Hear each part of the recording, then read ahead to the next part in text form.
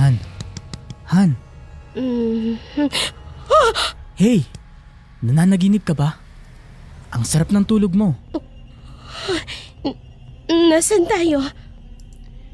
Nandito na tayo, Han. Ayos ka lang ba? Ang lalim ng tulog ko. Nakarating tayo nang hindi ko namalayan. Nananaginip ka yata eh. Anong napanaginipan mo? Nagising ka na parang takot na takot. Wala akong maalala. Pero may kakaiba sa panaginip kong yun. Parang Dala ng pagod sa haba ng biyahe natin. Pahamak ang nabili nating mapa. Hindi naman pala ito ang pinakadulong lugar. Pero parang ang dami nating nadaanan kanina. ang lugar nito, bakit parang pamilyar sa akin? Nakarating ka na dito? Hindi. Imposible, Han. Ngayon lang ako nakapunta ng baryo. Hindi lang maganda ang vibe sa akin ng lugar na to. Pero hindi naman ibig sabihin, aalis na tayo. Pareho nating hinangad na sa baryo nating gaganapin ang ating honeymoon. Pero kung hindi ka komportable, pwede naman tayong lumipat ng ibang lugar. Okay na dito, Han. Nanibago lang ako. Tara na. Tulungan mo ako magbaba ng mga gamit. Halika. Sige. Si Lovey at Ray ay bagong kasal.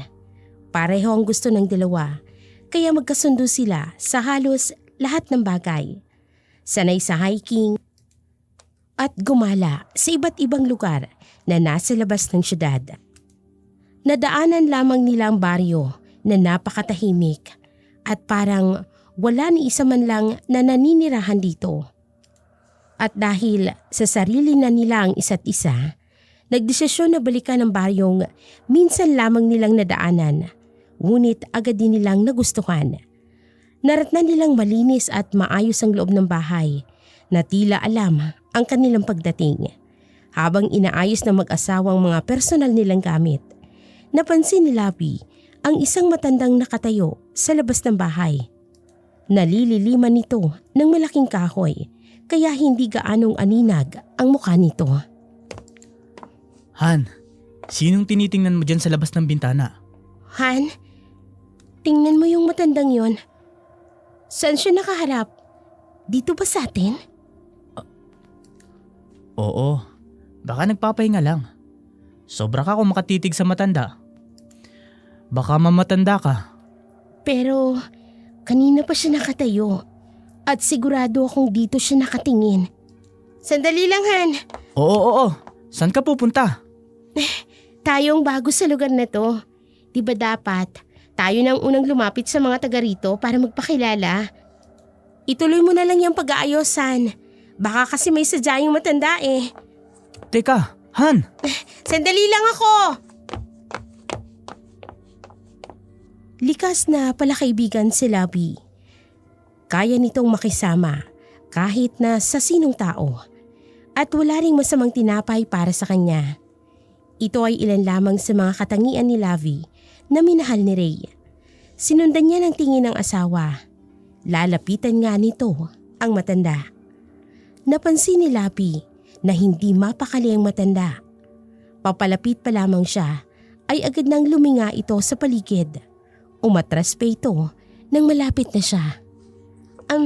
Lola, wag po kayong mailang sa akin. Bagong dating lang po kami dito ng asawa ko. Nakita ko po kayo kanina na nakatayo dito.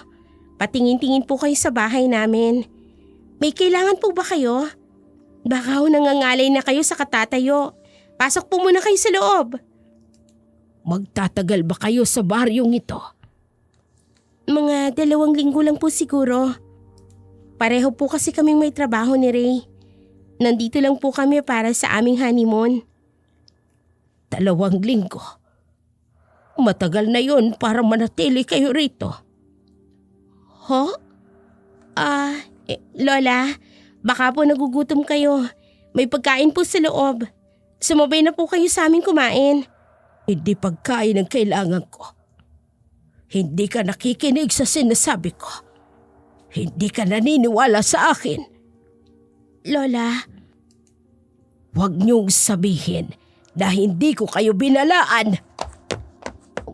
Lola? Lola? Lola, huwag niyo naman po silang takutin. Bago lang sila dito sa atin eh. Bisita natin sila, Lola. Alis na ako. Ihatid ko na po kayo. Di na. Napagod lang ako sa paglalakad ko kanina.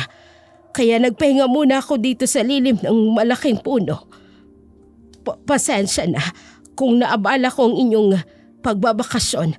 Aalis na ako. Lola, huwag na po kayong dumaan sa kung saan-saan. Tumuli na po kayo sa bahay ninyo. Ma'am, pasensya na po kayo kay Lola Guata. Hindi siya normal na kagaya natin.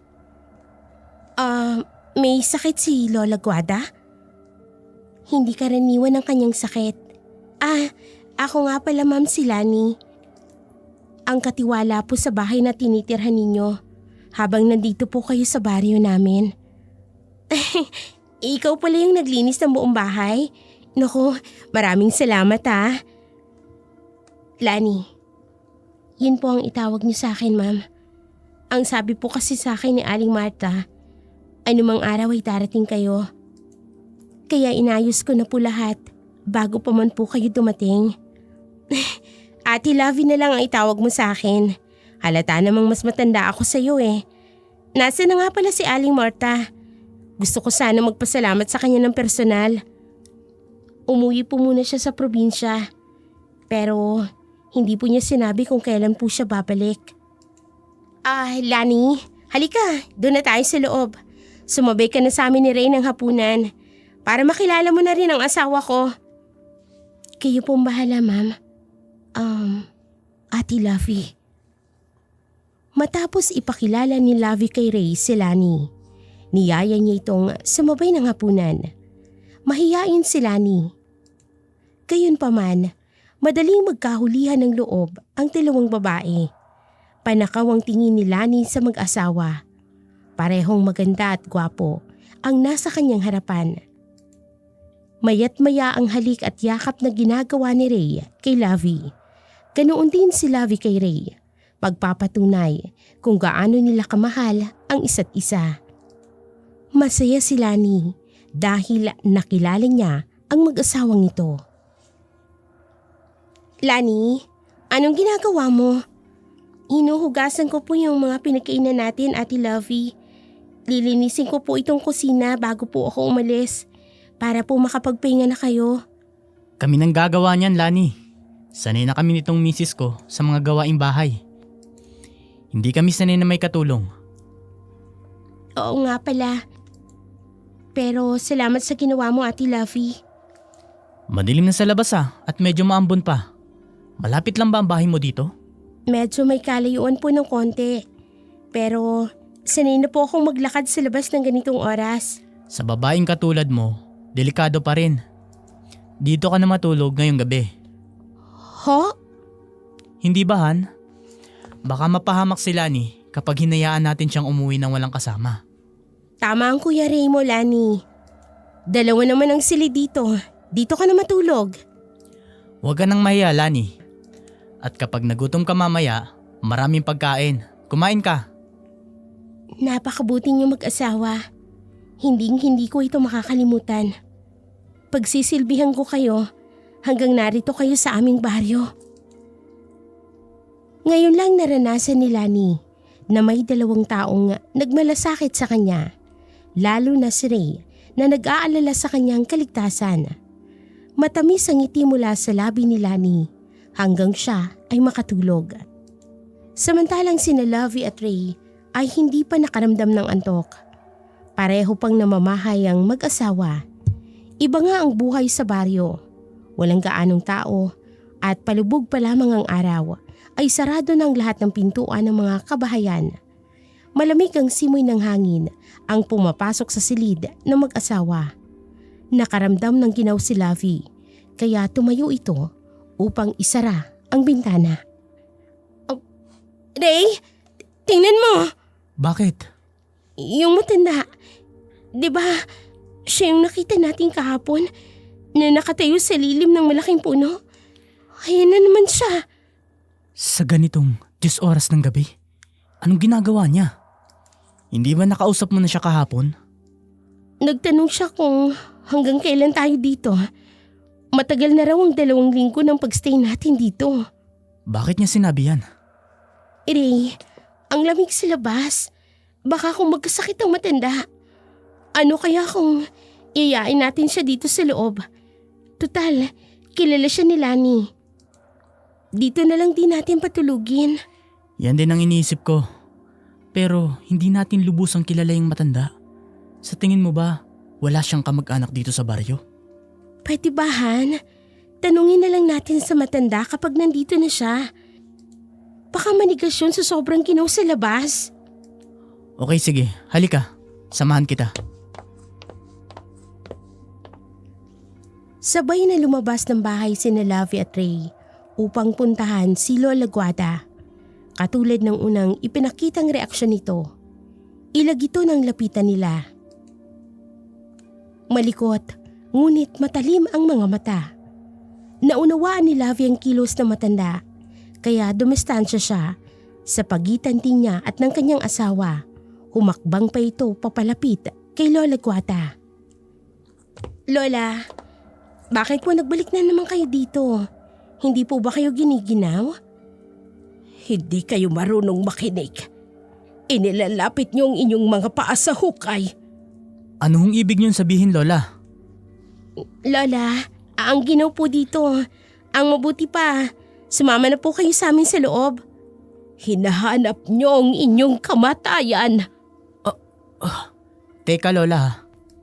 Huwag po kayong magagalit sa amin, ha. Hindi po kami dito pumunta para manakit. Nagbakasyon lang po kami ditong mag-asawa. Lola, gusto namin kayong tulungan. Kayo ang dapat tulungan hanggat may oras pa. Lola Guada, huwag niyo naman po silang takutin. Hindi ko naman sila tinatakot. Lani, yayain mo si Lola na pumasok sa loob. Lola Guada, mababait po sila.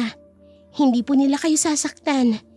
Tingnan niyo po nag-aalala pa sila sa inyo. Hindi, ayoko mapahamak sila. Aalis na ako. Lola, sumama na po kayo sa amin sa loob. Marami din pong pagkain. Kakain po kayo. Hindi ako kumakain. Ayoko kumain. Ayoko! Diyos ko, tumakbo na siya. Lani, saan siya pupunta? Uuwi na po siguro sa bahay nila. Bakit ganun yung mga sinasabi niya? Bakit siya takot na takot? Pasensya na po kayo kay Lola Guada. Mabait po siya. Lahat ng mga taong nagbabakasyon dito, kinakausap niya. Pero malapit na po kasi ang kabilugan ng buwan. Nag-iiba po kasi ang anyo niya. Marahil ay gusto niya kayong paalisin para hindi niya kayong masaktan. Ano? Diyos ko, si Lola Guada, Lani? Si Lola Guada po. Nagmula po kasi siya sa angke ng mga aswang. Ano? Lalong hindi nakaramdam ng pagkaantok sina Lovey at Ray sa kanilang nalaman tungkol sa matandang si Guada. Ngunit dala ng labis na lamig at kalaliman ng gabi, nakaidlip na din ang mag-asawa. Tanging mga kuliglig ang maririnig mula sa paligid at ang mapupungay na mga mata na matiim na katitig sa kanila habang nasa kalaliman sila ng tulog. Isang nilalang ang gising pa ng mga oras na yon. Itinuon ang pansin kay Ray. Hindi maalis ang kanyang mga titig sa matipunong pangangatawan nito at sa maamong muka.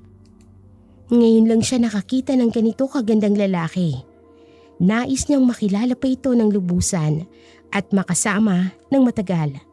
Sabay ding nagising sina Lovey at Ray. Napangiti ang dalawa dahil lumipas ang gabi na walang nangyari sa kanila. Dahil sa takot mula sa kwento ni Lani ay wala silang ganang lambingin pa ang isa't isa. Ang ganda talaga ng asawa ko. Bakit ganyan ang ngiti mo? Lumipas ang isang gabi na hindi tayo naglambingan. Anong tawag sa ginagawa mo sa akin lagi? Yung pahalik-halik mo, pasimpleng yakap mo, paghimas mo sa akin, hindi pa ba paglalambing yan? Han, alam mo kung anong tinutukoy ko. Bakit ba? Inaasahan ba natin na ganitong mararatnan natin pagdating dito? Han, Han, may araw na oh. ano? May pinipili bang lugar at oras ang paniniig ng bagong kasal? Siyempre wala, Han. Han. Han. Han. Oh. Ano yun? Ate Lovey, Kuya Ray, pasensya na. Naistorbo ko ang tulog ninyo. Lani, nandito ka na pala. Akala ko maaga kang umalis. Pinapaalis mo na ako, ate. Sige po, aalis na po ako. Sandali, Lani. Hindi ganon ang ibig sabihin ng asawa ko. Huwag mong masamay ng sinabi niya. Kasalanan ko po talaga, Kuya Ray. Gusto ko na ring umalis kanina pagkagising ko. Pero tahimik ang silid ninyo. Kaya alam kong mahimbing pa ang tulog ninyo. Gusto ko sanang ipagluto kayo ng almusal. Baka sa oras na yun, gising na kayo. Para makapagpasalamat ako sa inyo ng personal. Hindi ka na dapat nag-aalala pa sa amin, Lani. Kaya na namin gawin ang mga yan. Isa pa, hindi kami sanay ni Ray na may katulong sa bahay. Sige po, aalis na lang po ako.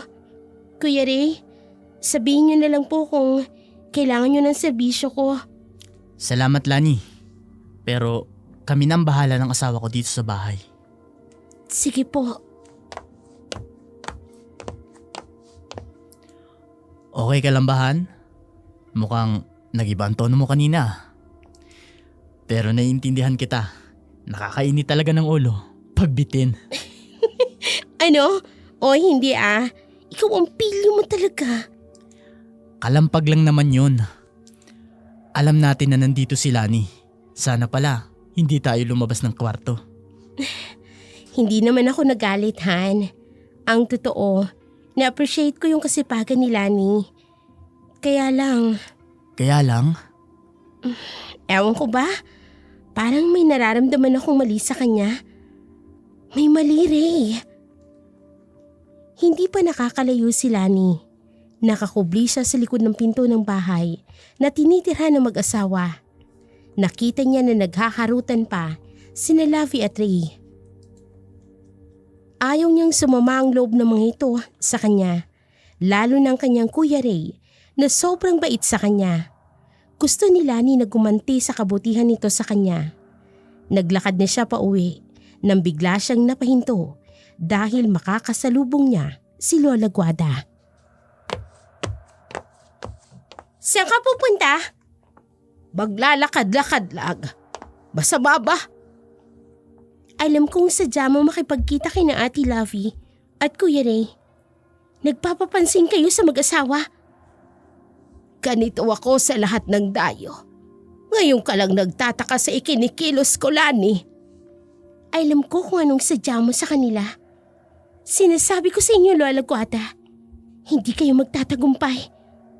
Hindi mo ako mapipigil, Lani. Kilala natin ang isa't isa. Huwag niyo silang sasaktan. Kargo ko na sila sa inyo, Lola Guada. Ano namang magagawa ng isang matandang katulad ko para sila ay saktan? Nakikiusap ako sa inyo, Lola Guada. Mababait sila sa akin. Ibigay niyo na sila sa aking pangangalaga. Aalis din sila. Pabalik sa normal ang lahat. Matatahimik na kayo. Wala akong ginagawang masama, Lani. Huwag mo akong pangunahan sa bagay na hindi ko pa ginagawa. Lumayo kayo sa kanila. Huwag niyo silang pakikialaman. Ha? Hindi ako nakikiusap sa inyo. Inuutusan kita, Lola Guada. Dali-daling naglakad papalayo si Lola Guada. Hindi lang sila niyang nakakakilala sa kanya ng husto. Maging ang lahat ng naninirahan sa baryo. Sa tuwing may dayo, halos lahat ay walang lakas ng loob na lumabas ng bahay. Kalakaran na sa baryong yon na tuwing may napapadpad ng bakasyonista, si Lani ang nag-iistima. Walang sino man ang pwedeng pumalit sa kanya. Kakaibang mag-asawang naninirahan sa kanilang baryo. Mababait ang mga ito.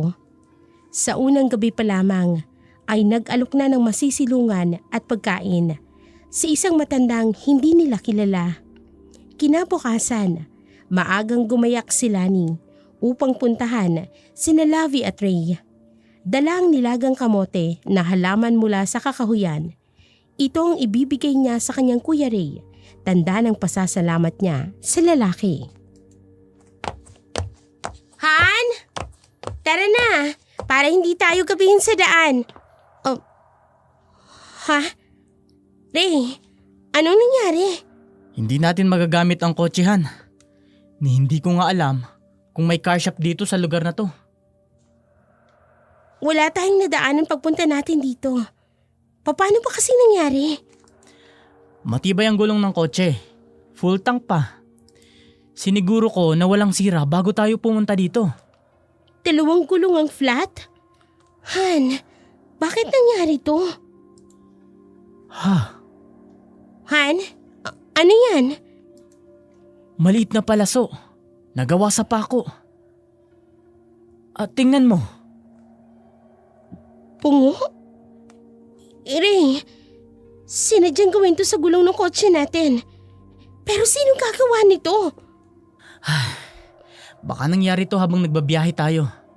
Marami din tayong hininto ang establishment. Wala namang kakaya ng mga taga rito sa baryo na gawin to, di ba Han? Ano nang gagamitin nating sasakyan? Maglalakad tayo? Ang layo ng tindahan dito, Han. Ay, walang signal ang phone ko. Wala din sa akin. Ano nang gagawin natin? Magtanong-tanong tayo. Paano mabubuhay ang mga tao dito kung wala silang transportation? Aalis po kayo? Lani. Salamat naman at nandito ka. May bibilhin kami ng Kuya Ray mo. Kaso, flat ang 2 gulong ng sasakyan namin. May pwede bang masakyan dito sa lugar ninyo? Meron po. Pero dapat nakausap nyo na noon pa. May araw lang po kasi ang biyahe dito. Kayo? Wala tayong magagawahan kundi maglakad tayo. Hindi na po kailangan. May kilala po ako. Hihingi po ako ng tulong. Talaga, Lani? Naku, salamat ha. Hulog ka talaga ng langit sa amin ni Ray. Wala pong anuman, Ate Lovey. Pumasok na muli sina Lovey at Ray sa loob ng bahay. Hinayaang sila niyang maghanap ng taong mauutusan na bumili ng kanilang mga kailangan. Laking pasasalamat na mag-asawa sa dalaga. Hindi nagtagal, dumating ang taong hinahanap ni Lani. Siya si Mang Donnie. May kalakihan ng katawan nito, ngunit laging nakayuko ang ulo. Naisip ni Lovey at Ray na ito ang normal na kaugalian ng mga taga-baryo. Ang pagiging mahiyain at marunong rumispeto sa mga dayuhang katulad nila. Dahil ang baryo ay bakasyonan ng mga taga-syudad, trabaho ni Mang Donnie ang bumili ng mga kailangan.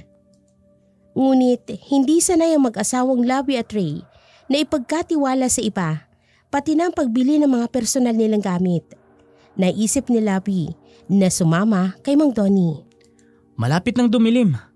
Wala pa rin sila hanggang ngayon. Nag-aalala ka po, Kuya Ray?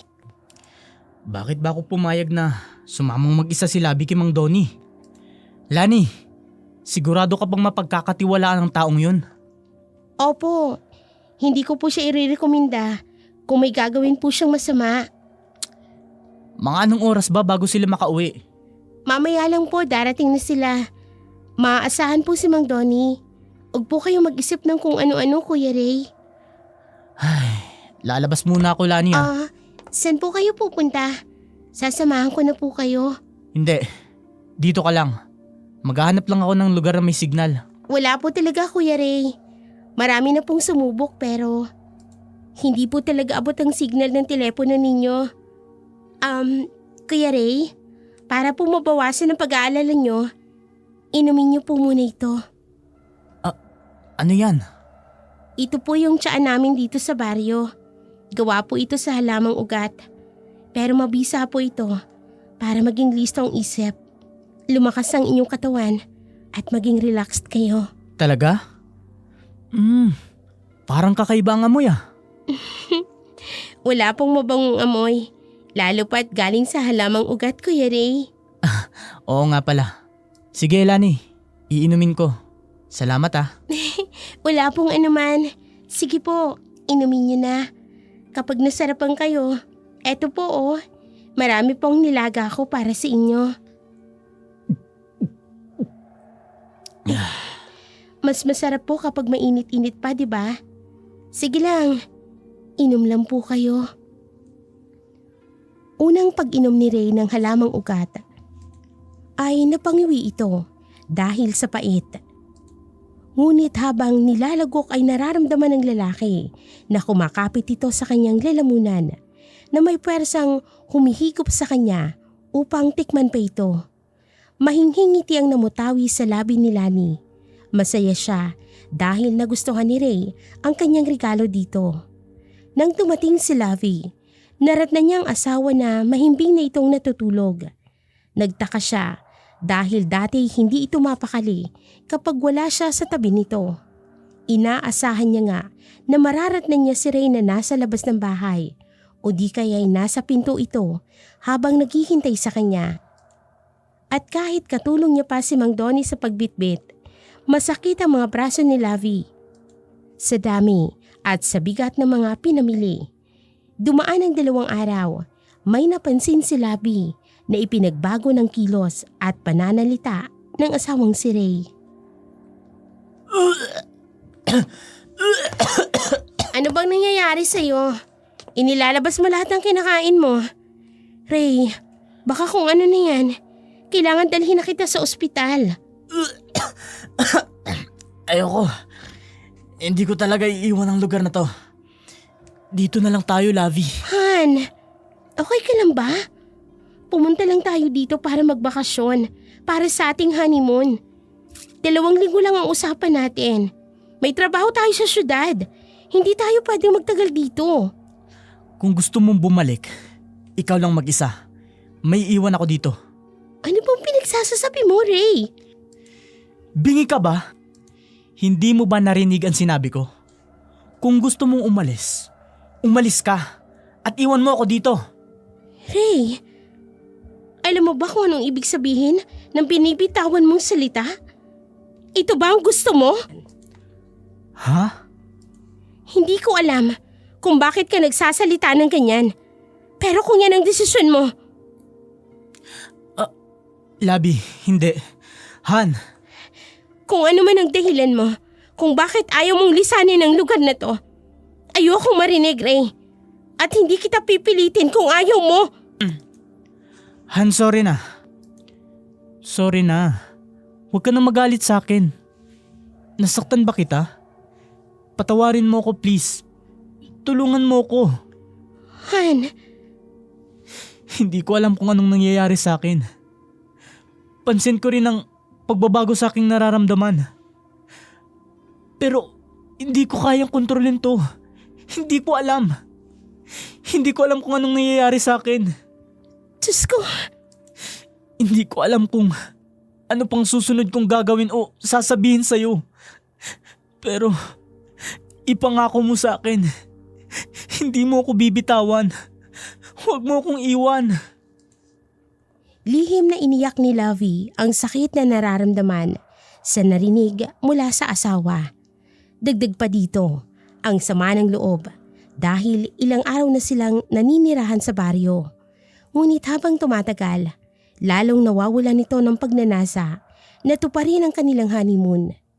Sa tuwing nilalagnat siya, wala sa tabi si Ray. Nakikita niyang katabi nito si Lani.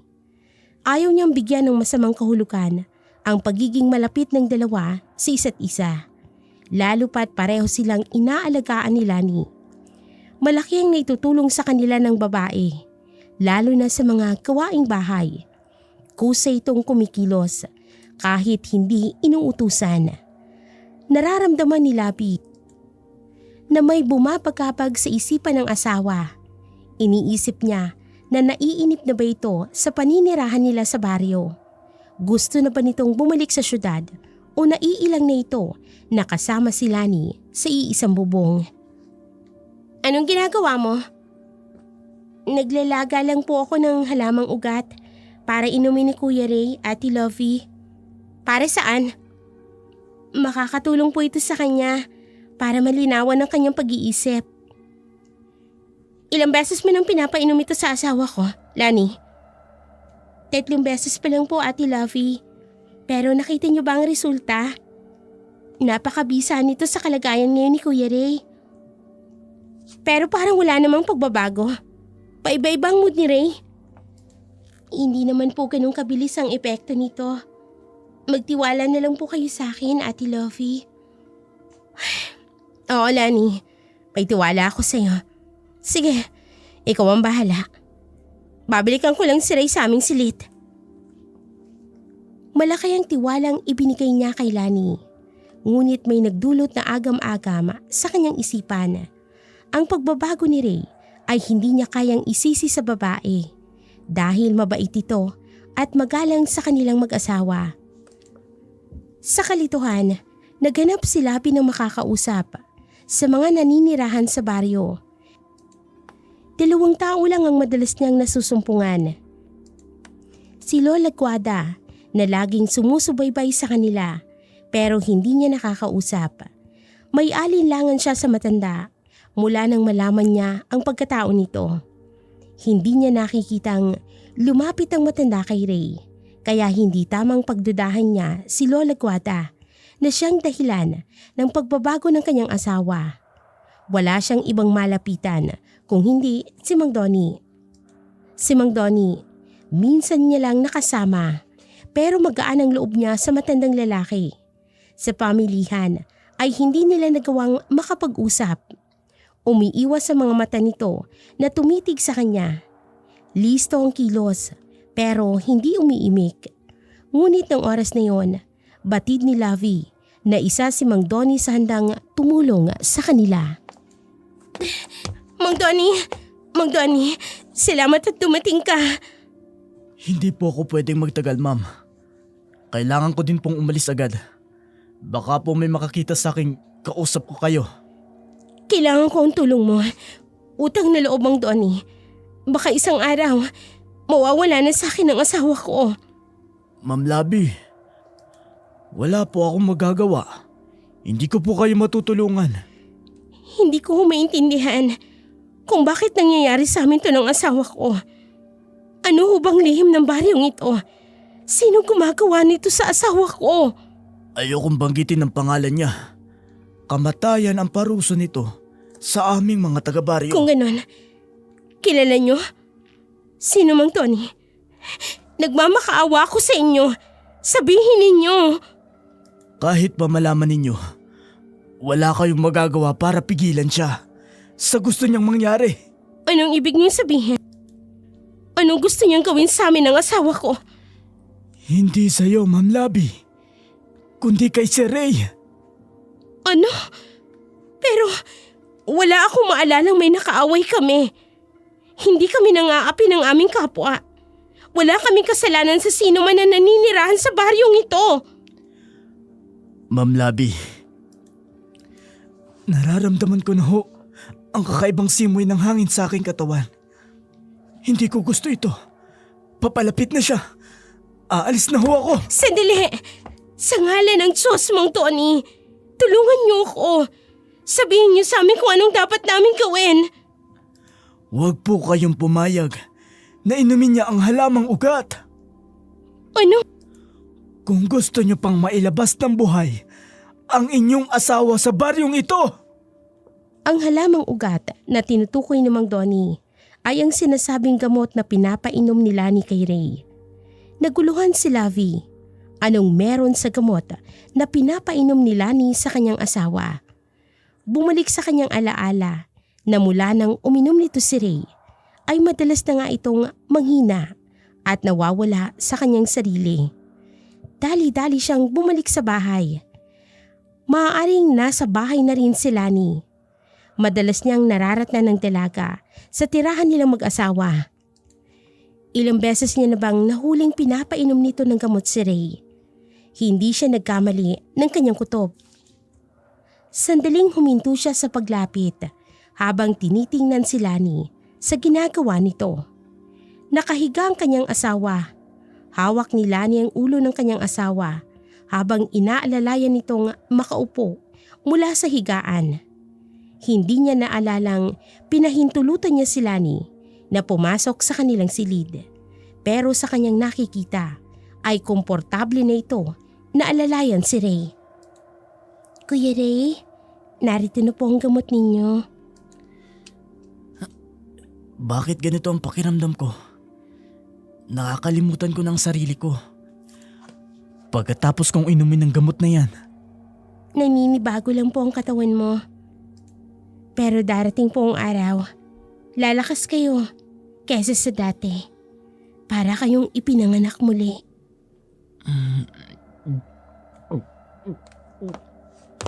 Han, pupunasan ko ang likod mo para gumana ang pakiramdam mo. Ay! Ay, Ate Lovey, hindi na inom ni Kuya Ray ang gamot niya. Sorry hindi ko sinasadya. Natabig ko. Han, okay ka lang? Oo, okay lang ako. Alam niyo ba, hirap na hirap akong maghanap ng halamang ugat na yan sa gitna ng kakahuyan. Huling natira na ito na nilaga ko. Kailangang makainom nito si Kuya Ray. Lani, ilang beses mo nang pinapainom ang asawa ko ng halamang ugat na yan. Di ba gamot yan sa nararamdaman ng asawa ko? Pero bakit parang hindi siya gumagaling? Naninibago lang ako sa katawan, Han. Pero gagaling din ako. Magtiwala tayo kay Lani. Mabuti pa si Kuya Ray. Niintindihan niya ako. Lalong nanghihina si Ray sa tuwing umiinom siya ng gamot. Hindi hiyang ang gamot na yan sa katawan ng asawa ko. Dapat hindi mo siya pinapainom dahil hindi tatalab yun sa kanya.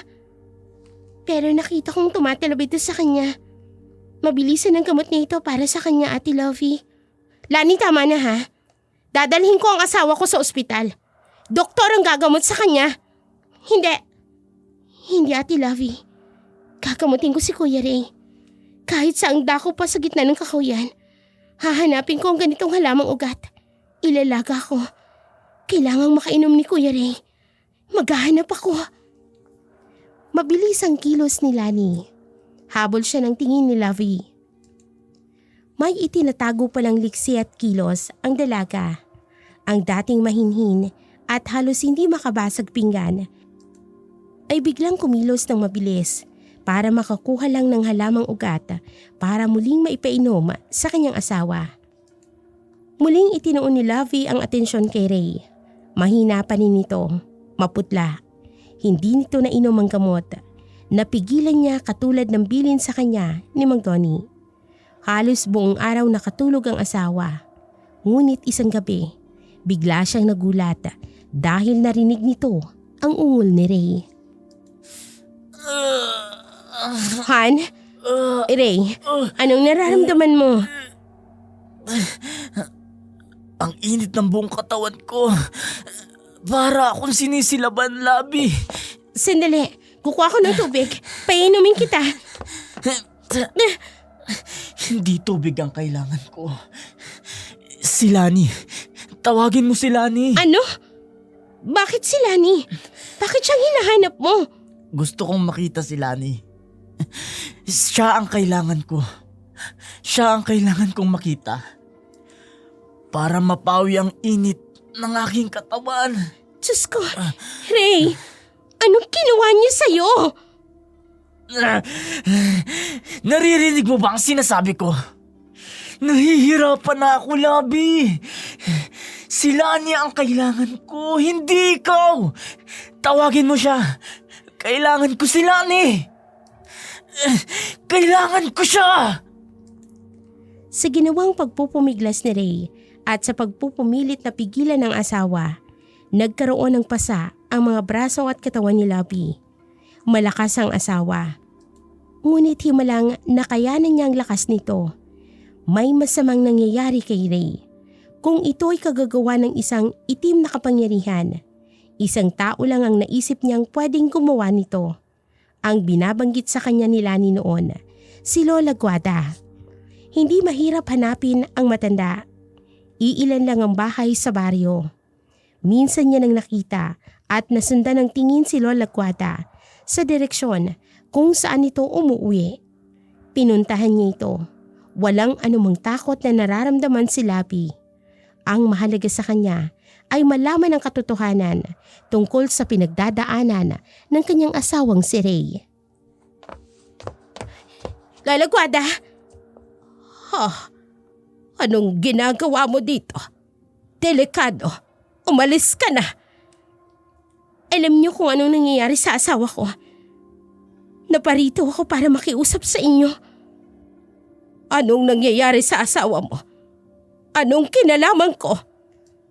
Kayo ang halos gabi-gabing sumusubaybay sa amin ni Ray. Kung may kinalaman kayo sa nangyari sa kanya, nakikiusap po ako. Hindi po siya masamang tao, Lola Guada. Pagalingin niyo po ang asawa ko. Anong akala mo sa akin, babae? Akala mo'y isa akong alagad ng demonyo? Kayo ang may itim na kapangyarihan. Kayo ang itinuturing na aswang ng baryong ito. Pwes, nagkakamali ka. Inilihis lamang ng tunay na aswang ang inyong kaisipan. Umalis ka na. Baka madamay pa ako sa kamalasan ninyong mag-asawa. Marami akong bagay na hindi naiintindihan. Hindi ko alam kung anong lihim na bumabalot sa lugar na ito. Pero wag niyo naman po kaming idamay. Yan ang resulta ng hindi niyo pakikinig sa akin. Sa una pa lamang, binalaan ko na kayo. Nalisanin ninyo ang baryong ito. Pero nanatili kayo. Lola Guada, pumasok ka dito. Dito! Magkubli ka para hindi kanya makita. Sino niya? Sino ang tinutukoy niyo? Mapanganib ang sino man na babanggit sa kanyang pangalan na gagamitin sa pagbubunyag. Kahit matanda na ako, ayokong maging kahindik-hindik ang aking kamatayan. Yan din ang sinabi sa akin ni Mang Donnie. Lola Guada, huwag po kayong matakot. Kung may ganong klase ng tao sa baryong ito, hindi ho siyang makapangyarihan. Mas makapangyarihan po ang ating Diyos. Ililigtas niya tayo. Kilala ko ang demonyo sa lugar na ito. Pero ang Diyos na sinasabi mo, hindi ko kilala. Ay, Diyos ko, Lola Guada, bakit niyo ho nasasabi yan? Kung totoo ang Diyos na tinutukoy mo, bakit nananatili ang baryong ito na sumasailalim sa kapangyarihan ng demonyo ng mahabang panahon? Lola Guada, nasa ilalim ng itim na kapangyarihan ng iyong asawa. Isang matinding ritual ang ginawa ng aswang na yon sa asawa mo. Bilang isang normal na tao at walang kakayahang kontrahin ang kanyang kapangyarihan, minabuting lisanin mo na ang lugar na ito. Bumalik ka na sa syudad. Aswang? Hindi totoo yan. At hindi ko ho iiwan ang asawa ko. Kasama ko siyang aalis sa lugar na ito. At anong plano mo? Ang iligtas siya? Lola Guada, wala nang pag-asang mabawi mo pa ang asawa mo, babae. Tuluyan na siyang nasa ilalim ng kapangyarihan ng aswang. Kung kilala niyo ang aswang, sabihin niyo sa akin. Hindi ako natatakot na humarap sa kanya. Makikiusap ako sa kanya, Lola Guada. Wala ka nang magagawa pa. Huli na. mamimili ka na lang. Ang iligtas mo ang iyong sarili para makapagpatuloy ka sa buhay o manatili ka rito kasama ang iyong asawa. Ngunit pareho kayong mamamatay. Panginoon ko, kung totoo man ang lahat ng nangyayaring ito sa amin ni Ray, tulungan niyo po kami. Huwag niyo kaming pababayaan. Tulungan niyo po kami ng asawa ko. Labis ang panlulumo ni Labi. Gusto niya nang manghina sa nangyayari sa kanyang asawa. Kung papaano sila nakapasok sa lugar na ito. Wala sa hinagap niya na ganito ang magiging kahihinatnan. Itinanggi ni Lola Guata na hindi siya ang aswang at wala siyang kinalaman sa nangyayari kay Ray. Pero wala itong binanggit tungkol sa totoong aswang. Hindi siya naniniwala sa aswang dahil lumaki siya sa pamilyang may pananampalataya at hindi naniniwala sa mga taong may taglay na itim na kapangyarihan. Nakarating siya sa bahay. Naisip niya ang kalagayan ni Ray. Muling bumalik kay Labi ang kakaibang lakas upang tulungan ang asawa at alamin ang totoong kalagayan nito. Papasok na sana siya sa kanilang inuupahang tirahan nang makita niya sa labas ng pinto ng bahay ang asawang si Ray, katabi si Lani.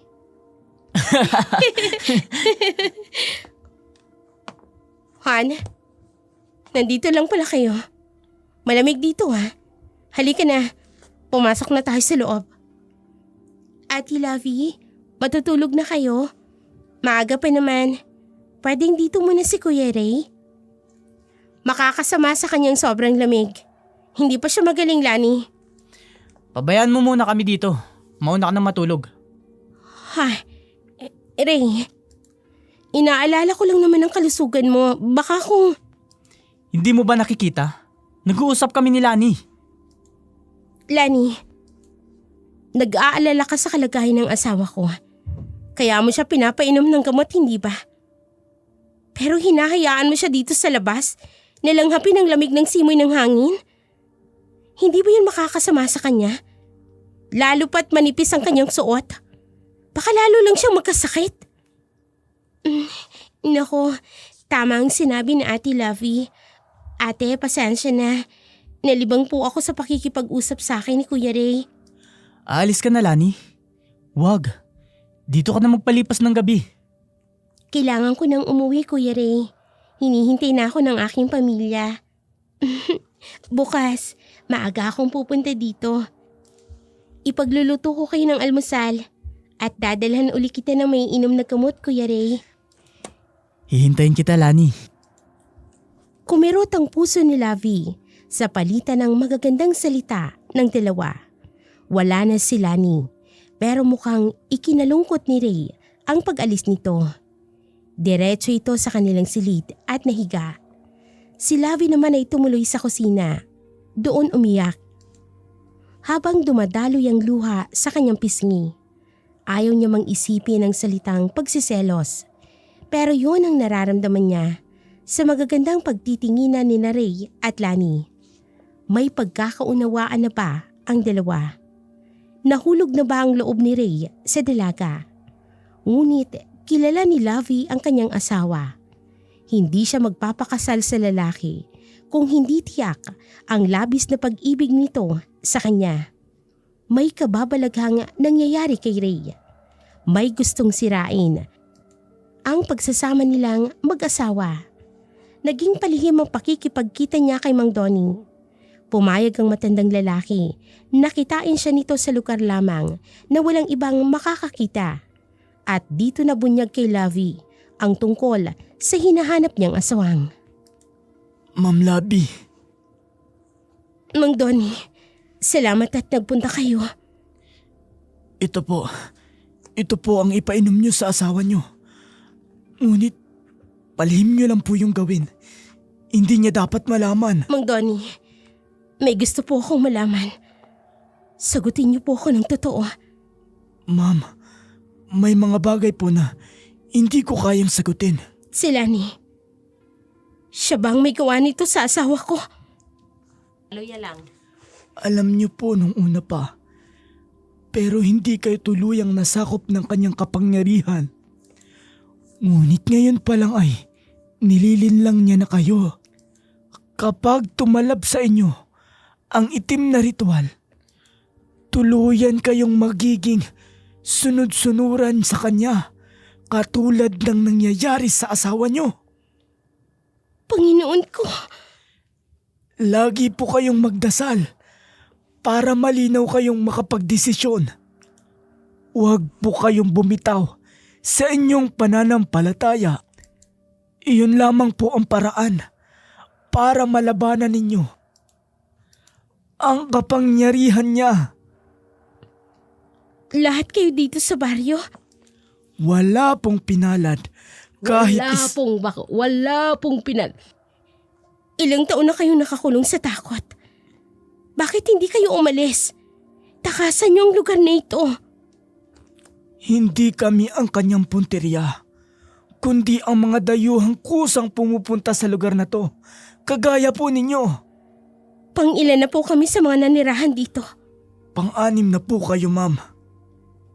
Anong nangyari sa mga nauna sa amin? Wala pong pinalad. Kahit isa. Diyos ko!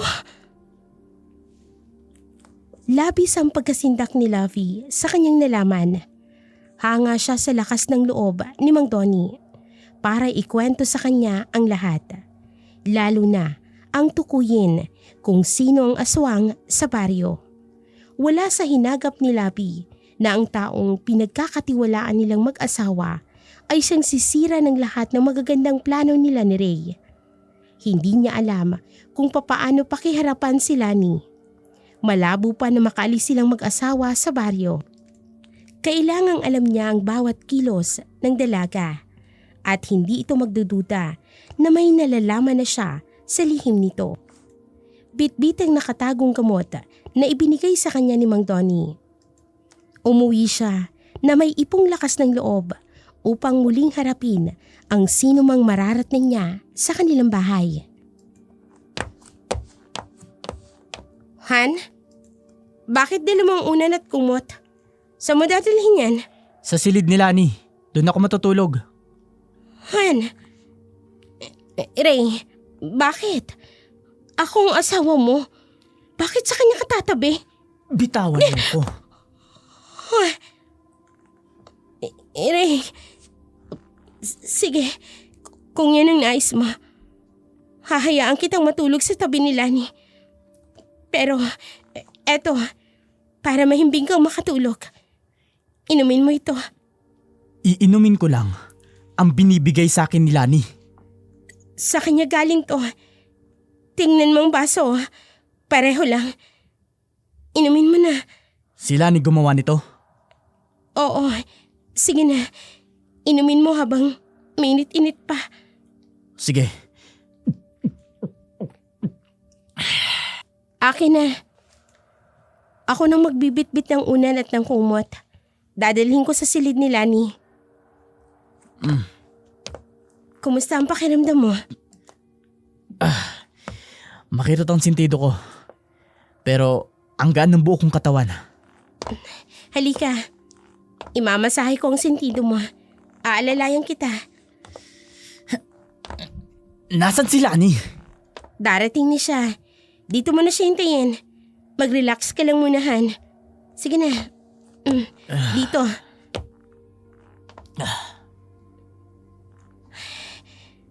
Patawarin mo ko kung nagsinungaling ako sa iyo, Ray. Pero mahal na mahal kita. Hindi kita isusuko kahit na anong mangyari. Aalisin ko ang bisa ng kapangyarihan ng demonyong yun. Hindi siya magtatagumpay. Habang minamasahe ni Lovey ang sintido ng asawa hanggang sa tuluyan na itong nakatulog, nag-alay ng panalangin si Lovey. Wala nang animo pa si Ray sa nangyayari sa kanyang paligid. Tuluyan na siyang nahimbing. Hindi niya na naramdaman ang higpit ng yakap sa kanya ni Lovey. Habang umiiyak at nagdarasal ng kanilang kaligtasan, nasa kalaliman pa rin ng tulog si Ray Nakaramdam ng gutom si Lovey. Pumasok ito sa kusina para ihanda ng pagkain ng sarili. Maya-maya pa'y napahinto si Lovey sa kanyang ginagawa. May naririnig siyang boses at mahihinang kaluskos na nanggagaling sa silid nilang mag-asawa. Naratnan niya si Lani. Mahina, ngunit niyuyugyug nito ang balikat ni Ray habang kinigising. Ray! Ray! Ray, gising! Ray! Anong ginagawa mo? Ate Lovey, kanina ka pa ba dyan? Hindi, kadarating ko lang. Bakit mo ginigising ang kuya mo? Mahimbing na siyang natutulog. Anong nangyari sa kanya? Bakit ganyan kahimbing ang tulog niya? Sandali, kailangan niyang uminom ng gamot. Paano mo naman siya paiinumin? Kung ganyan kalalim ang kanyang pagkakahimbing, Lani. Sinong nangas na kontrahin ang aking ritual? Sino? Si Lola Guata? Si Mang Tony? Galing sila dito. Anong ibinigay nila kay Ray? Hindi siya dapat nakatulog na mahimbing dahil ang gabing ito ang katuparan ng aking ritual. May sinasabi ka ba, Lani? Ha? Hindi, wala. Hihintayin ko na lang pong magising si Kuya Ray. May usapan po kasi kami. Ano namang usapan ninyo? Sa amin na lang yun, Ate Lovey. Mamaya, si Kuya Ray mismong magsasabi sa'yo. Pero sana, hindi yun maging dahilan para sumama ang kalooban mo. Hindi, Lani. Makikinig ako sa lahat ng sasabihin ni Ray. Dahil asawa ko siya at igagalang ko ang kanyang desisyon sa anumang bagay. Katulad ng paggalang ko sa sinumpaan naming dalawa sa harap ng Diyos noong araw na kinasal kami. Sa labas na ako maghihintay. Hihintayin kong magising si Kuya Ray. Sandali lang, Lani. Ano po yun, Ate Lovey? Nagmahal ka na ba? Naranasan mo na bang umibig ng gusto? Oo, ate. Isa akong normal na babae. Nagmamahal at nangangarap din na mahalin. Lani, nagawa mo na bang ipaglaban ang iyong iniibig? Gagawin ko pa lang, Ate Lovey. Ipaglalaban ko hanggang kamatayan. Sumingkit ang mga mata ni Lovey sa mga sinabi ni Lani. May ibang nais ipahiwatig ang mga salita nito. Kahit konti ay wala siyang nararamdamang takot kay Lani. Mula nang malaman niya kung sino ang kanyang kaaway, naging mas matapang na siya ngayon. Malaki ang naitulong sa kanya ng pag-iyak upang mailabas ang sakit na kanyang nararamdaman at ang pakikipag-usap sa Diyos ng taimtim. Kakayanin niya ang lahat ng ito para sa kaligtasan nila ng kanyang asawa. Samantala, laging tulog si Ray. Marahil ay pinapalakas ng gamot na bigay ni Mang Donnie. Ibinabalik nito ang normal na wisyo at ang isipan ng asawa. Kailangan niyang makahinging muli kay Mang Donnie ng gamot na yun. Mang Donnie, ano pong ibig sabihin nito? Bakit po kayo nag-alsa balutan? Ma'am, wag po kayong humaram sa akin daraanan. Mang Donnie, kaya po ako nandito. Gusto ko lang pong sabihin na maganda ang epekto ng gamot na pinainom niyo sa asawa ko. Hihingi po uli ako sa inyo. Hindi ko na po kayo bibigyan. Kailangang alisin mo na yung asawa mo sa lugar na ito. Aalis ho kayo? Iiwan niyo kami ng asawa ko dito? Ramdam ko na ang itim na hipnotismo ng demonyo. Kailangan kong umalis sa lugar na to. Huwag niyo po kaming iwan, Mang Donnie. Kayo lang po ang makakatulong sa amin. Hanggang doon na lang ho ang kaya kong gawin. Patawarin niyo ho ako, ma'am. May magagawa pa kayo, Mang Donnie. Tatanawin ko ang isang malaking utang na loob kapag ginawa niyo ang hiling ko. Ha? Ano hong kahilingan niyo, ma'am? Ano? Umalis si Mang Donnie. Pakiramdam ni Lovey ay mag-isa na lamang siya. Hindi niya tiyak kung sa huling pagkakataon ay matutulungan siya ni Mang Donnie. Pero malakas ang kanyang paniniwala na hindi siya pababayaan sa pagharap ng mag-isa sa gitna ng totoong laban. Mabilis ang kanyang kilos.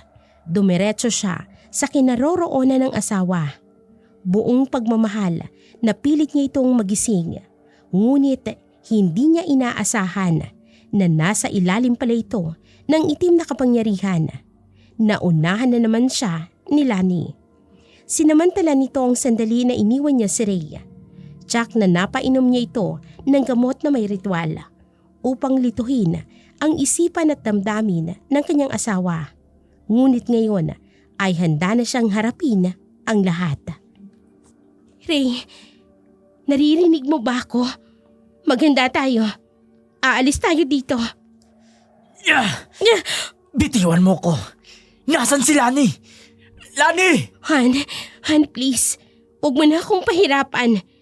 Kailangan ko ang kooperasyon mo. Kailangan na nating kumilos at umalis sa lugar na ito. Dahil ayokong mapahamak tayong pareho. Ayokong mawala ka sa akin. Ray, naririnig mo ba ako? Lovey. Lakasan mo ang loob mo. Mahal na mahal kita, Ray. Aalis ako dito na kasama ka kahit na anong mangyari. Halika na, tulungan mo ang sarili mo. Umalis na tayo dito! Todo lakas ang ginawa ni Labi para lamang matulungang tumayo at maglakad si Ray. Kailangang samantalahin niya ang pagkakataon na wala pa si Lani. Tsak niyang darating ang babae upang guluhing muli ang isipan ng kanyang asawa. Nasa pinto na sila ng bahay. Agad niyang binuksan ang pinto. Ngunit pagkabukas nito, nakatayo sa kanilang harap si Lani. Saan mo dadalhin si Kuya Ray?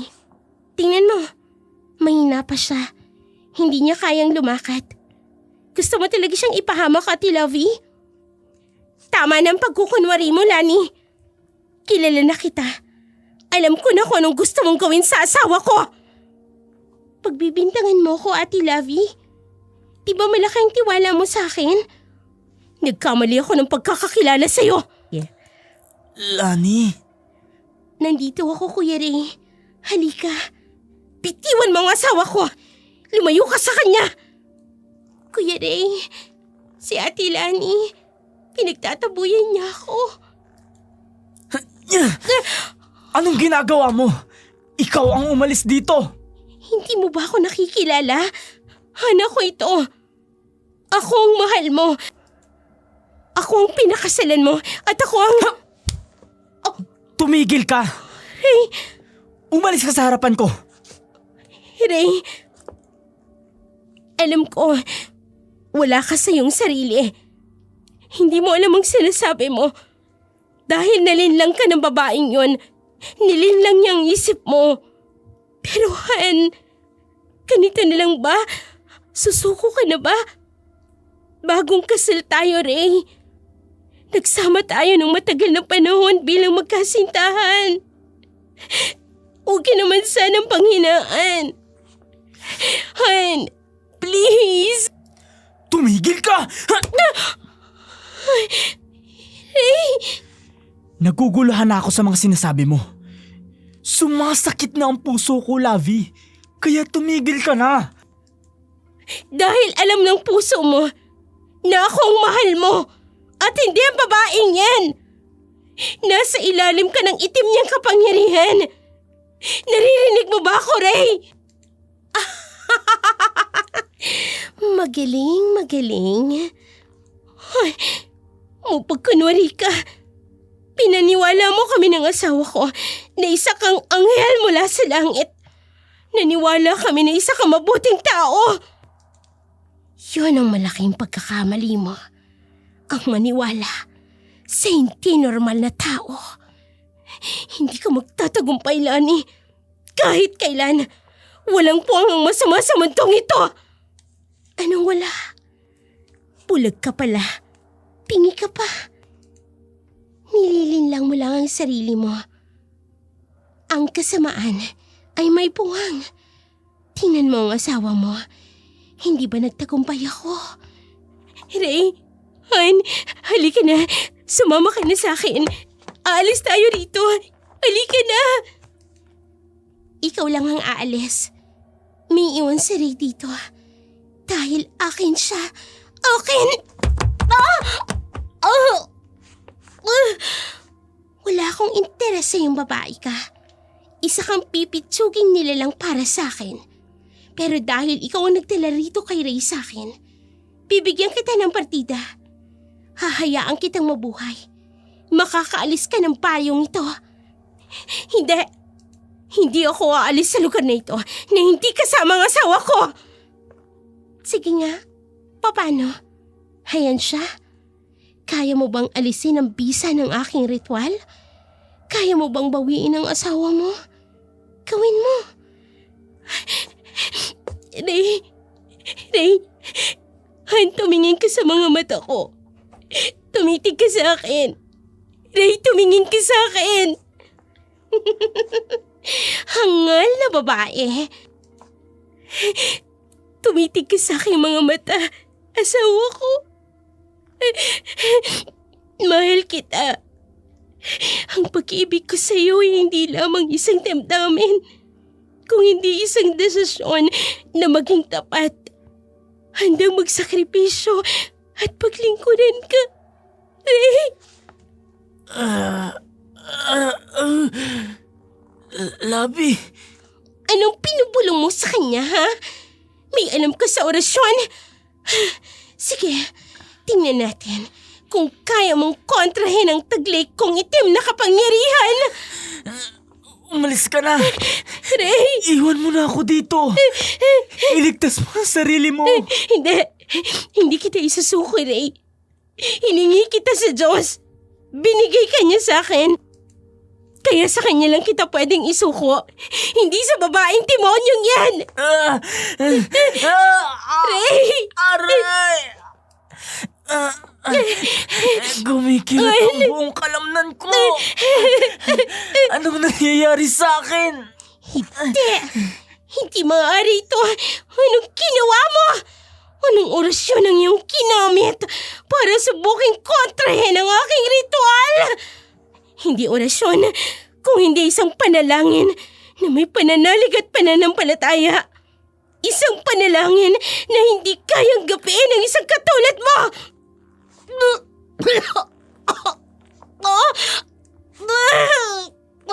Anong ibig sabihin nito? Hindi mo ko kayang taluning, babae ka. Hindi kita dapat binigyan ng pagkakataon. Dapat pinatay na kita. Wala na ni katiting na kapangyarihan para talunin ako. Nagkakamali ka sa sinasabi mong yan, Lani. Anong ginagawa mo? Matapang ka. Sinong ipinagmamalaki mo? Ipinagmamalaki ko ang aking Diyos. Siya ang aking amang nasa langit. At bilang kanyang anak, pinigyan niya ako ng kapangyarihan laban sa lahat ng kapangyarihan ng kaaway. Walang sino man o ano man ang magdudulot ng nakasasama sa akin, kahit na ikaw. Ang mga salitang yan, bakit nagdudulot ng matinding hapde sa aking buong katawan?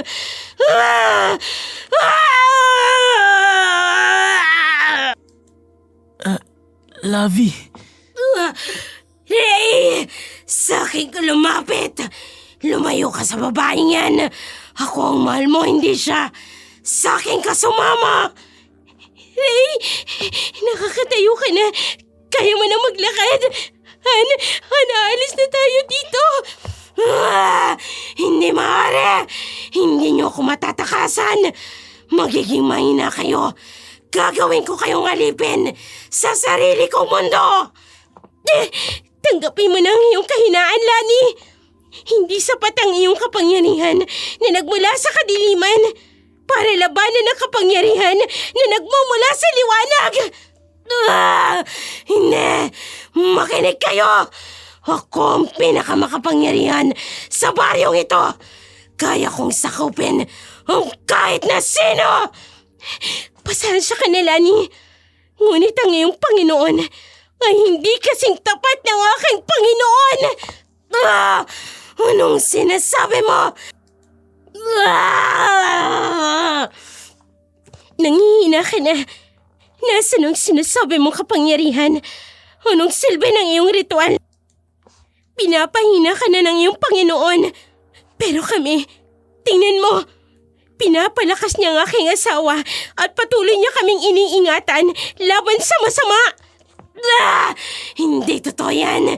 Hindi totoo yan! Hindi niyo ako matatalo! Hindi! Hindi! Nakahinga ng maluwag si Lovey nang dumating ang maraming pulis. Agad na pinusasan at nagpupumiklas si Lani. Malakas ito. Kaya halos lahat ng pulis na sumusugod at siyang pumipigil sa kanya upang malagyan ng posas.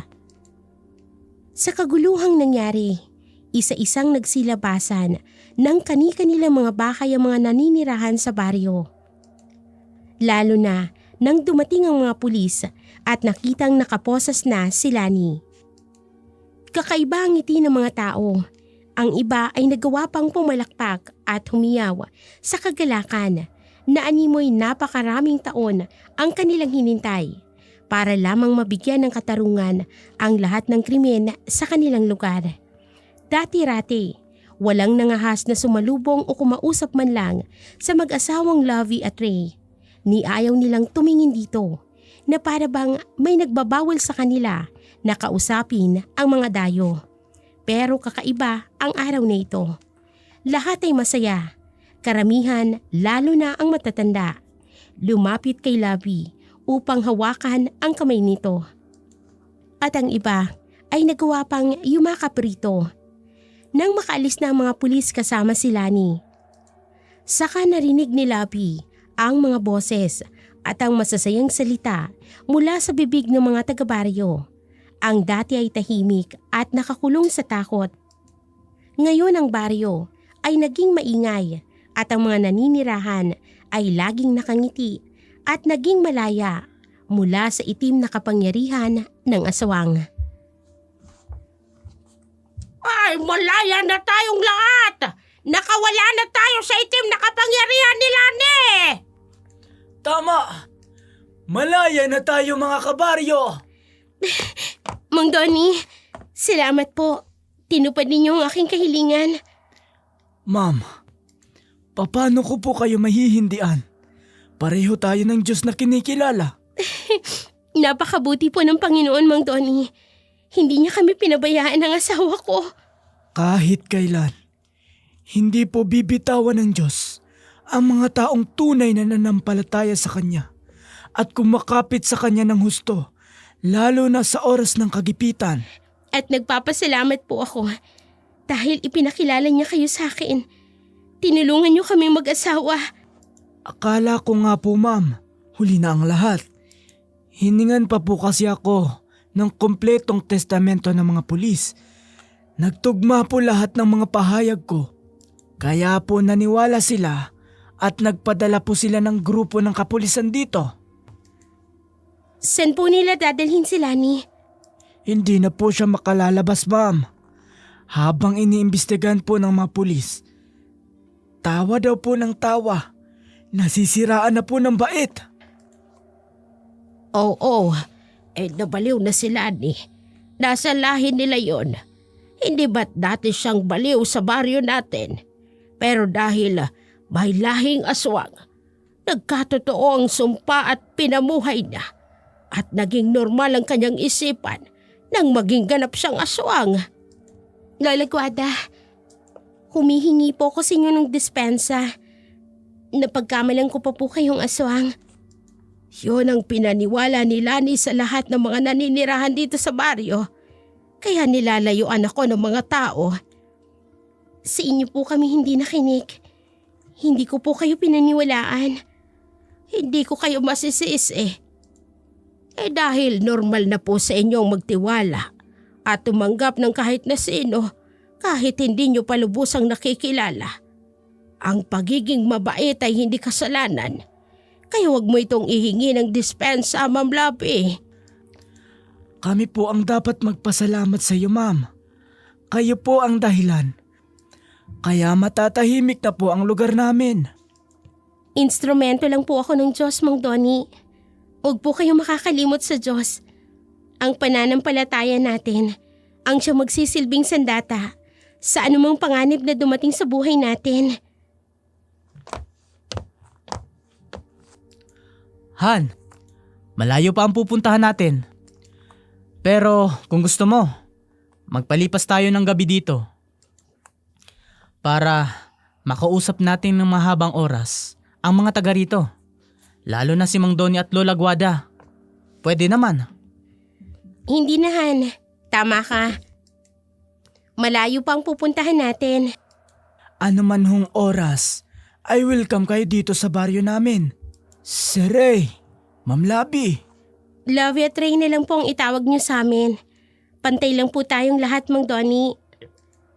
Nais namin kayong muling makita at makausap. Dadalaw kayo. Pangako po, Lola Guada. Magiging madalas po ang pagbisita namin dito. Hanggang sa muli nating pagkikita.